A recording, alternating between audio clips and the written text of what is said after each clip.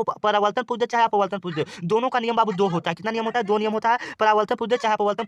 हाँ तो मेरे प्यारे स्टूडेंट, यहाँ पर हम साइंस का आपको बहुत ही इंपॉर्टेंट ऑब्जेक्टिव बताने वाले हैं जो कि आपके बिहार बोर्ड में आने वाला है। तो यहाँ पर जो जो भी ऑब्जेक्टिव बताने वाले हैं आप उसको दिल दिमाग में बैठा लीजिए, ठीक है। आपको शानदार रिजल्ट लाने के लिए कड़ी मेहनत तो करना पड़ेगा। तो पहला क्वेश्चन की तरफ चलते हैं जो कि आपके एग्जाम के लिए बहुत ही इंपॉर्टेंट है, ठीक है।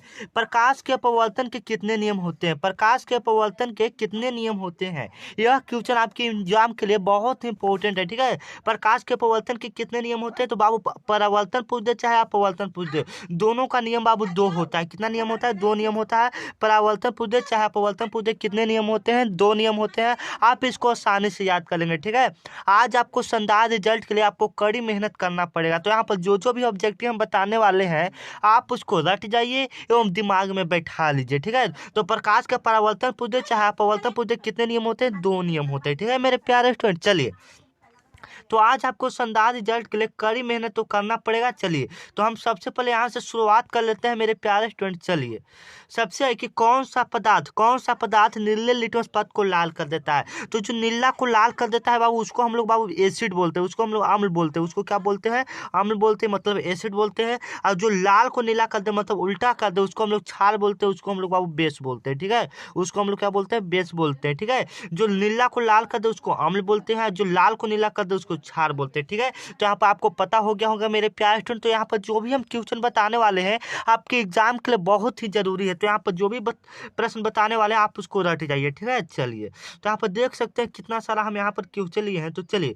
हम कोई यहाँ से कहाँ पर था स्टार्ट कर देते हैं। हाँ, निम्नलिखित में किस धातु को चाकू से काटा जा सकता है? निम्नलिखित में किस धातु को चाकू से काटा जा सकता है? तो किस धातु को बाबू? सोडियम को काटा जा सकता है धातु से, इसलिए बी ऑप्शन बिल्कुल करेक्ट हो जाएगा, ठीक है। बी ऑप्शन बिल्कुल करेक्ट हो जाएगा। निम्नलिखित में किस धातु को चाकू से काटा जा सकता है? तो सोडियम का बी ऑप्शन बिल्कुल करेक्ट हो जाएगा, ठीक है मेरे प्यारे स्टूडेंट। चलिए, अगला क्वेश्चन है कि मैग्नेटाइट किस धातु का अयस्क है? तो इसमें अधिकतर बच्चे गड़बड़ा जाते हैं, मैग्नीशियम बोल देते हैं। नहीं बाबू, ऐसा नहीं होगा। मैग्नेटाइट मैग्नीशियम का अयस्क नहीं है। तो किसका अयस्क है बाबू? एफी का अयस्क है, मतलब लोहा का अयस्क है, ठीक है। एफी का अयस्क आपको याद रखना है। ये सब जो प्रश्न आपके एग्जाम में आते रहता है तो आप ये सब प्रश्न को याद कर लेंगे एवं अच्छे से याद कर लेंगे, ठीक है। कौन सा पदार्थ ऑक्सीजन से सहयोग नहीं करता है? कौन सा पदार्थ ऑक्सीजन से सहयोग नहीं करता है? तो सोना नहीं करता। और मेरे प्यारे बच्चों, अभी तक आपने हमारे व्हाट्सएप ग्रुप एवं टेलीग्राम ग्रुप में नहीं ज्वाइन किए हैं तो कर लेंगे। डिस्क्रिप्शन में हमारा लिंक दिया रहेगा व्हाट्सएप ग्रुप एवं टेलीग्राम ग्रुप का। एवं नए हैं तो आप हमारे व्हाट्सएप ग्रुप में जुड़ सकते हैं 9334517119। यह मेरा व्हाट्सएप नंबर है, इस पर आप लोग मैसेज करेंगे, आपको हम तुरंत बाबू फटाफट व्हाट्सएप ग्रुप में जोड़ देंगे, ठीक है। तो सोना हो जाएगा जो ऑक्सीजन से सहयोग नहीं करता है। चलिए, धातु की प्रकृति कैसी होती है? तो धातु की प्रकृति बाबू विद्युत धनात्मक होती है। ए ऑप्शन बिल्कुल करेक्ट हो जाएगा, ठीक है।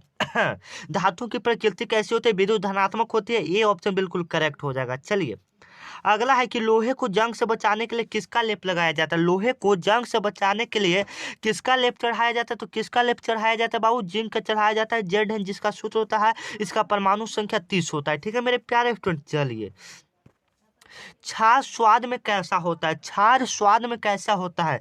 तीखा होता है, खट्टा होता है, मीठा होता है, कड़वा होता है, ठीक है मेरे प्यारे स्टूडेंट। छाछ स्वाद में कैसा होता है? तो छाछ स्वाद में बाबू कड़वा होता है। डी ऑप्शन आपको याद कर लेना है, बिल्कुल एग्जाम में आपको पूछेगा, ठीक है। और पूछेगा कि अम्ल का स्वाद कैसा होता है? तो अम्ल का स्वाद बाबू खट्टा होता है। बी ऑप्शन बिल्कुल करेक्ट हो जाएगा, ठीक है। चलिए, अगला है कि पीएच स्केल पर कितनी संख्या अंकित रहता है? पीएच स्केल पर कितनी संख्या अंकित रहता है? तो 0 से 14 अंकित रहता है। ये ऑप्शन बिल्कुल करेक्ट हो जाएगा, ठीक है। अम्ल और क्षार आपस में विक्रिया करके क्या बनाता है? तो अम्ल और क्षार आपस में विक्रिया करके क्या बनाता है मेरे प्यारे स्टूडेंट? तो लवण बनाता है। सी ऑप्शन बिल्कुल करेक्ट हो जाएगा। सी ऑप्शन बिल्कुल करेक्ट हो जाएगा। ये नहीं कि सोना बनाता है कि चांदी, ये नहीं बाबू, लवण बनाता है। अम्ल और क्षार आपस में विक्रिया करके क्या बनाता है? लवण बनाता है, जो कि आपके लिए एग्जाम के लिए बहुत ही इंपॉर्टेंट है, ठीक है। विद्युत बल्ब का फिलामेंट किसका बना होता है? तो विद्युत बल्ब का फिलामेंट किसका बना होता है? टंगस्टन का बना होता है। डी ऑप्शन बिल्कुल करेक्ट हो जाएगा, ठीक है मेरे प्यारे स्टूडेंट। ये सब जो क्वेश्चन है ये सब आपके एग्जाम में आने वाला, तो आप इसको रट जाएंगे। और नए नए हैं तो बाबू आप हमारे व्हाट्सएप ग्रुप में जुड़ जाएंगे, टेलीग्राम ग्रुप में जुड़ जाएंगे, डिस्क्रिप्शन में सभी का लिंक दिया है। आधुनिक आवर्त सारणी में वर्गों की संख्या कितनी होती है? आधुनिक आवर्त सारणी में वर्गों की संख्या, जो वर्ग होता है वह कितना होता है बाबू? तो वर्ग की संख्या 18 होता है और आवर्त की संख्या 7 होता है। ठीक है, ये दोनों यहाँ पर कंफर्म आपको पता होना चाहिए। ठीक है, चलिए आधुनिक आवर्त सारणी किसने बनाया? तो आधुनिक आवर्त सारणी बाबू मोस्ले ने बनाया। मोस्ले हो जाएगा, यहाँ पर मोजले लिख रहा है तो मोस्ले हो जाएगा। ठीक है, आप लोग कन्फर्म याद कर लेंगे, मोस्ले आधुनिक आवर्त सारणी। ठीक है, चलिए और पूछ देगा कि अष्टक नियम किसने प्रतिपादन किया? तो न्यूलैंड ने किया। और आवर्त सारणी किसने बनाया? तो मेंडल ने बनाया। ठीक है मेरे प्यारे टेंस सब तो आपको पता होगा। चलिए सीसॉ टीन के मिश्र धातु को क्या कहते हैं? तो सीसॉ टीन के मिश्र धातु को हम लोग बाबू गन मेटल बोलते हैं। क्या बोलते हैं? गन मेटल बोलते हैं। सी ऑप्शन बिल्कुल करेक्ट हो जाएगा। ठीक है, चलिए 30वां नंबर क्वेश्चन चलते हैं कि बायोगैस का मुख्य घटक क्या है? तो बायोगैस का मुख्य घटक क्या हो जाएगा मेरे प्यारे स्टूडेंट? तो बायोगैस का मुख्य घटक बाबू मीथेन गैस हो जाएगा। ये ऑप्शन बिल्कुल करेक्ट हो जाएगा। तो आप बाबू ये ऑप्शन याद कर लेंगे। मीथेन का सूत्र होता है CH4 होता है। ठीक है, CH4 होता है, तो आप इसको रट जाएंगे। और मिलते हैं नेक्स्ट वीडियो में। यहाँ पर जैसा कि 30 प्रश्न यहाँ पर हम बता दिए हैं बाबू, तो मिलते हैं नेक्स्ट वीडियो में। तब तक के लिए जय हिंद जय दोस्तों। चैनल को सब्सक्राइब कर लेंगे और आप हमारे व्हाट्सएप ग्रुप एवं डिस्क्रिप्शन में हमारा नंबर दिया हुआ है, आप हमसे संपर्क कर सकते हैं। आपको व्हाट्सएप ग्रुप में जरूर जोड़ देंगे और टेलीग्राम ग्रुप में आप डायरेक्ट जुड़ सकते हैं। ठीक है, लिंक पर क्लिक करके। तो मिलते हैं नेक्स्ट वीडियो में, तब तक के लिए जय